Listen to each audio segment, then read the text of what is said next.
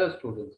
As a part of a study on the relationship between the use of tanning booths and the occurrence of skin cancer, researchers reviewed the medical records of 1,436 people.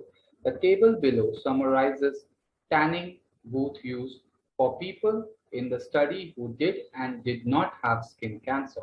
So if you look at the table carefully, so this is for the total of 1,436 people, out of which people having skin cancer are 896 and people not having the skin cancer is 540.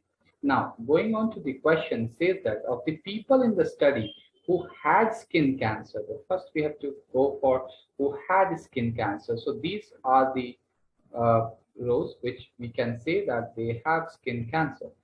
What fraction use the tanning booth?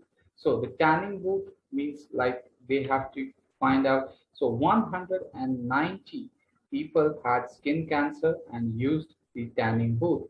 And the total number of the people having skin cancer is 896. So since this part 190 is the common intersection between skin cancer and use of a tanning booth. So the correct answer for this question is option B. That means 190 had skin cancer and used the tanning booth. So the probability will be 190 divided by 896. That will be the final answer for this question. Thank you, students.